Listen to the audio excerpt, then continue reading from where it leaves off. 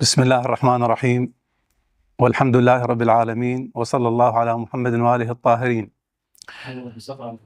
السلام عليكم ورحمة الله وبركاته. قصيدة في ذكرى وفاة عبد المطلب بن هاشم عليه السلام. هو الوجد يحدو بي لأحدوثة المجد، لجد النبي المصطفى شيبة الحمد، إلى سيد البطحاء ساقي حجيجها، وغيث الورى إلف الندى صادق الوعد، تجلى بسيماء النبيين وجهه من النور للرائي يضيء على البعد، وبالعز قد فاق الملوك جلاله، فليس له فيما تفرد من ندي مهيب، حباه الله سلطان سيد، وجوهره الإيمان بالصمد الفردي، على سنن التوحيد لم يك عاكفا على صنم، ماض أبا فيه عن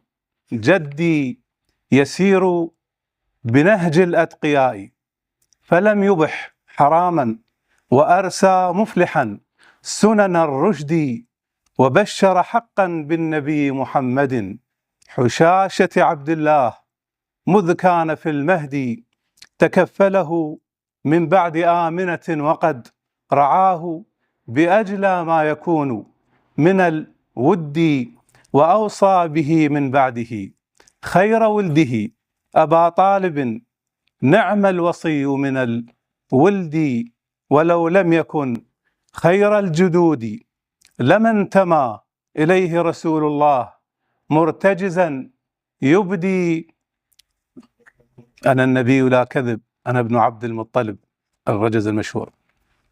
ولو لم يكن خير الجدود لما انتمى إليه رسول الله مرتجزا يبدي، عظيم انتساب طاهر لابن هاشم، سليل الكرام المنجدين ذوي الرفد، له في مدى الأزمان ذكر مخلد، وفي جنة الرحمن ينعم بالخلد، وأعظم به من ذي يقين بربه، إذ البيت بيت الله هدد من وغد، فأبرهة لما توعد قاصدا ليهدم بيت الله بالفيل والجند، وعامر يدعوه لإرجاع سرحه، ولم يبدو بالبيت العتيق بمعتد، فأنبه الباغي فرد عليه أن لذا البيت رب للذي ساءه يردي، وقد كان فالطير الأبابيل دمرت بسجيلها المستكبرين ذوي الكيد، فعظمه في سورة الفيل ربه مدلا بجعل القوم عصفا بلا حصد، مجيبا بأن للبيت رب حماه، إذ هدى الطير ترميهم بسجيلها الصلد، مجلا عناه الوحي في مدح أحمد تقلبه في الساجدين، أولي الأيدي على دين إبراهيم ظل موحدا بكتمانه الإيمان، بورك من عبدي، ويحشر في يوم القيامة أمة بنور كنور الأنبياء، له يهدي تنال به الحاجات في مكة، إذا يطاف له سبعا فيغنم من يهدي، وصي لخير الأوصياء، وعالم تبشره الأنباء باليمن والسعد، بأن رسول الله منه، وإنه يكون ختام الأنبياء بلا جحد. سلام على جد النبي محمد وجد علي، إن تفوخر بالجد، فذلك عبد الله والده، فتى قريش المرجى قد تعوجل بالفقد، وهذا أبوه خير عم ووالد، أبو طالب ذو الحلم والعلم والنجد، بإيمانه يفدي النبي بولده، وما زال يحميه إلى آخر العهد. ومن قد رعته الطهر فاطمة التي هي الأم بعد الأم ساكنة اللحد. يشق جدار البيت كي تلد ابنها عليا، فذا ليث الوغى لابنة الأسد. وصية جد المصطفى بحفيده لعبد مناف أن تكفله بعدي، فكان وبنت الطهر فاطمة له تمام التزام العهد في الحفظ والذود. سلام عليهم طاهرا بعد طاهر، وقد بذلوا للمصطفى غاية الجهد. وصل على خير الأنام وآله إلهي، وعجل سيدي فرج المهدي. وبلغ سلاما دائما لابن هاشم مجير الهدى إلف التقى شيبة الحمد. والسلام عليكم ورحمة الله وبركاته. بسم الله الرحمن الرحيم. هذا توضيح لبعض ما تضمنته القصيدة من مضامين ومفردات. هو الوجد يعني الحب والحزن معا، ويحدو به لحدوثة المجد. حدوثة المجد ما يتم الحديث عنه من الذكر الحسن لشخصية لجد النبي المصطفى شيبة الحمد. شيبة الحمد أحد ألقاب وأسماء عبد المطلب، وأنه ولد وفي رأسه شيبة، فقيل لعله هذا يكون مما يكون محمود الذكر، وقد كان بالفعل. إلى سيد البطحاء ساقي حجيجها وغيث الورائل في الندى صادق الوعد. هاي كلها من صفاته وخصاله. تجلى بسيماء النبيين، قيل أنه كان له سيماء كسيماء النبيين وبهاء كبهاء الملوك. مهيب حباه الله سلطان سيد وجوهره الإيمان بالصمد الفردي. كان من الموحدين وعلى دين إبراهيم عليه السلام، على سنن التوحيد لم يكن عاكفا على صنم ماض أبا فيه عن جدي، كما قلنا موحد. يسير بنهج الأتقياء فلم يبح حراما وأرسى مفلحا سنن الرشد. قيل إن لعل 5 من الأشياء التي أقرها الإسلام كان قد أرساها وأسسها عبد المطلب، ومنها بئر زمزم، منها الخمس، منها كثير من التي ذكرت في محلها. وبشر حقا بالنبي محمد حشاشة عبد الله مذ كان في المهدي، هو الذي بشر بأن لهذا الفتى والغلام سيكون شأن كبير، وهو كان يعرف بأنه سيكون نبيا. تكفلهم بعد آمنة وقد رعاه بأجلى ما يكون من الود. نعم، هو تكفله بعد وفاة أمه صلى الله عليه وآله آمنة بنت وهب، وأوصى به من بعده خير ولده أبا طالب نعم الوصي من الولد. وبالفعل فقد تكفل به أبو طالب عليه السلام، وقد كان له نعم الكفيل. ولو لم يكن خير الجدود لما انتمى إليه رسول الله مرتجزا يبدي. الارتجاز الرجز المشهور أن النبي لا كذب، أنا عبد المطلب، ولا يفتخر الإنسان أو الشخص بالشيء بأحد إلا أن يكون هذا هو موضع الفخر فعلا، وقد كان. مرتجزا يبدي عظيم انتساب طاهر لابن هاشم الذي هو عبد المطلب، سليل الكرام المنجدين ذو الرفد. الرفد اللي هو الكرم والعطاء. وقد كان من الكرماء ومن المشهورين بهذا الكرم، وقد كانت تأكل حتى الطير والوحوش من سفرته. له في مدى الأزمان ذكر مخلد، وفي جنة الرحمن ينعم بالخلد. نعم، هو ذكره مخلد وذكره كريم، وهو في الجنان إن شاء الله. وأعظم به من ذي يقين بربه إذ البيت بيت الله هدد من وغدي، كما في سورة الفيل تهديد أبرهة.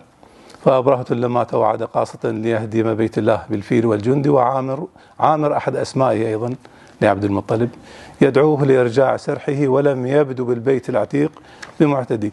أكرمه أبرهة في البداية وأعظمه لمهابته ولعظيم ما بدا به من بهاء الأنبياء وسيماء الأنبياء وبهاء الملوك. ثم لما طالبه بإبله قال له لقد سقطت من عيني، كنت أظنك راح الطالب بحماية البيت بمنعي وطلب أن لا أهجم على البيت ولا. فقال له إن أنا رب السرح رب الإبل وللبيت رب يحميه. وهذا منتهى الإيمان واليقين بالله، وقد كان الله سبحانه وتعالى استجاب وهو ما حدث. وكما بينته سورة الفيل.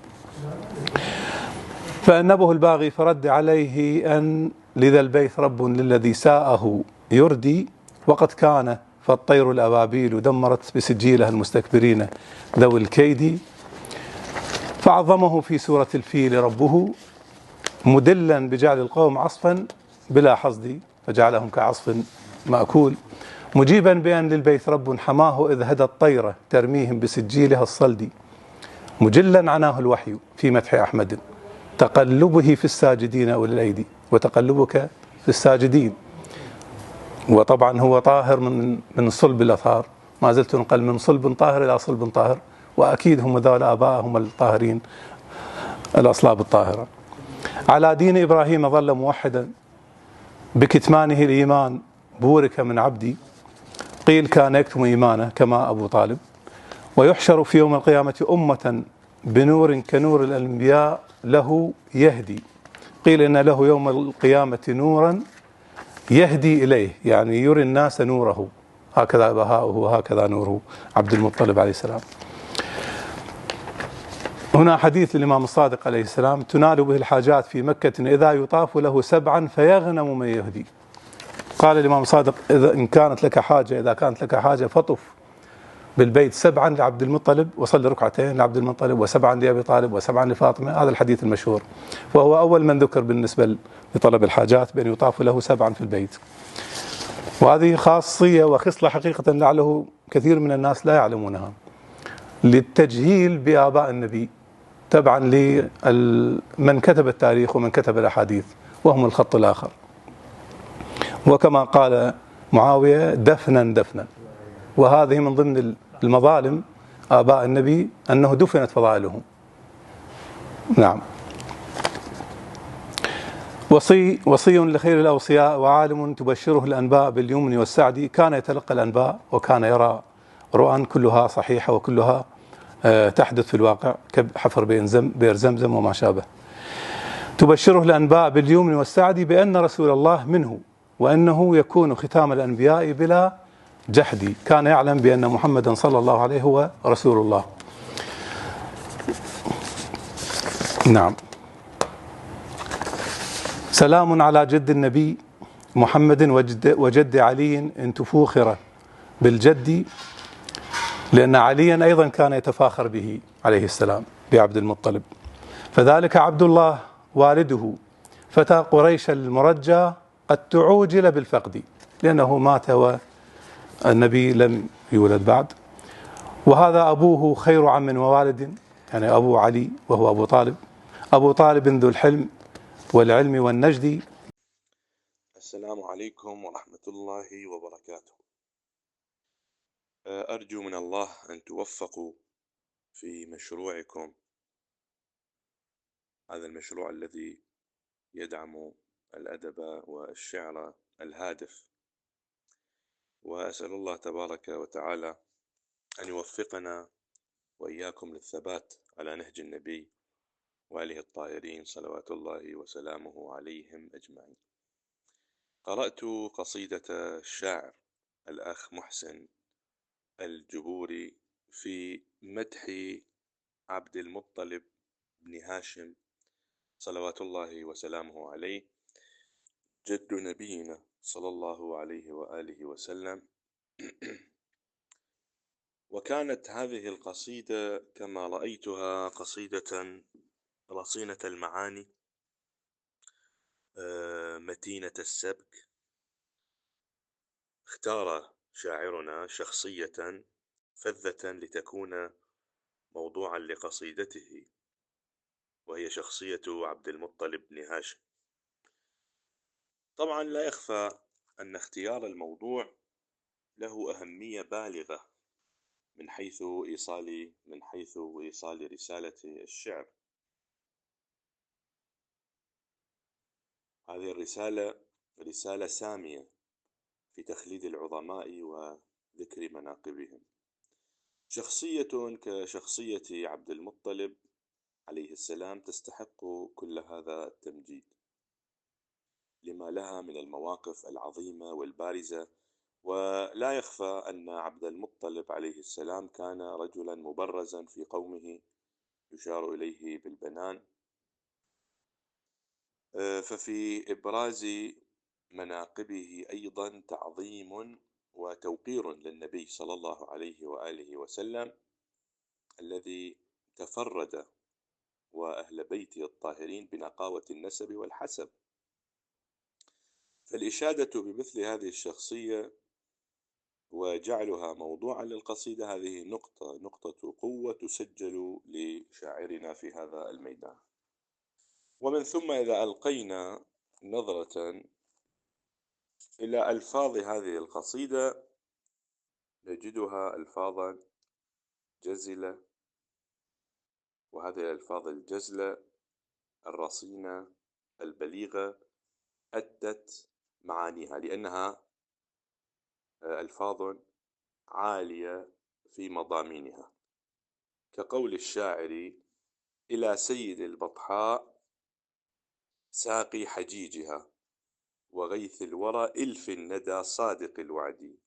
وكذلك نجد قوة الألفاظ في قوله: عظيم انتساب طاهر لابن هاشم، سليل الكرام المنجدين ذوي الرفد. هذه القوة التي نجدها في الكلمات أيضا تسجل لشاعرنا.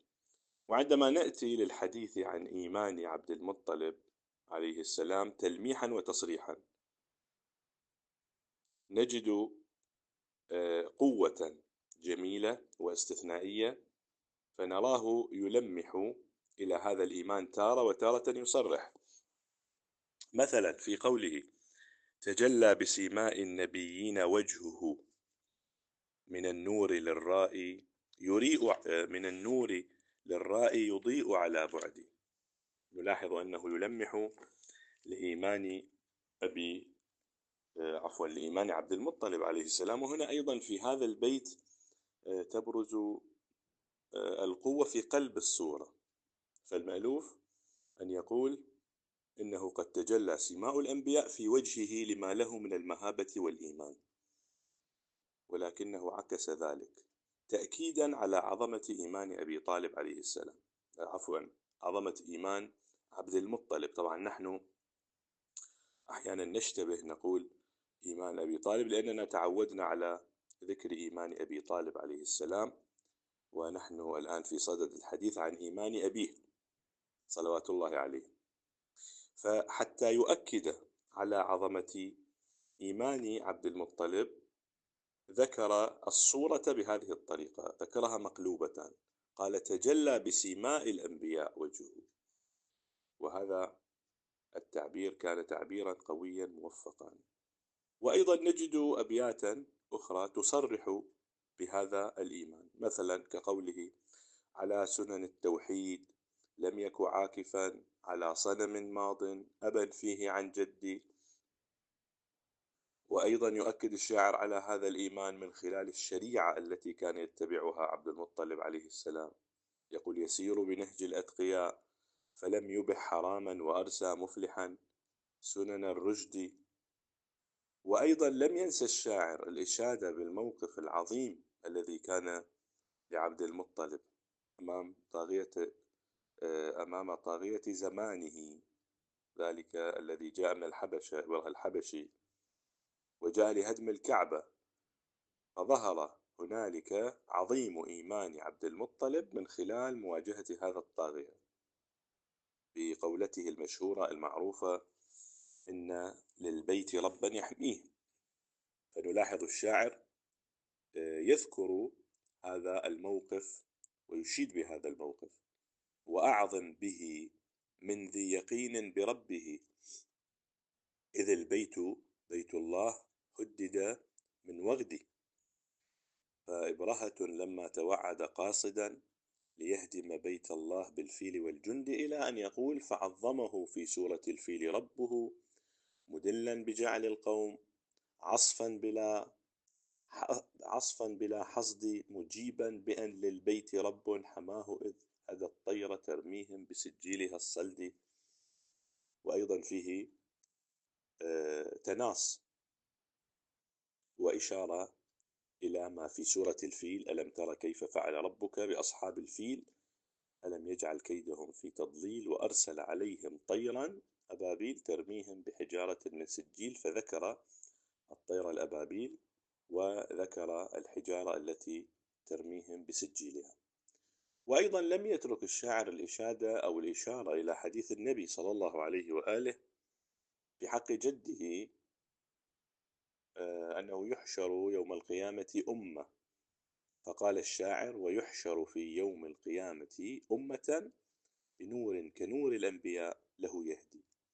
طبعا لولا مخافة الإطالة لوقفت على كل بيت على حدة، والقصيدة تستحق ذلك لما فيها من جوانب الإبداع، ولكن وجدت في هذا المختصر كفاية.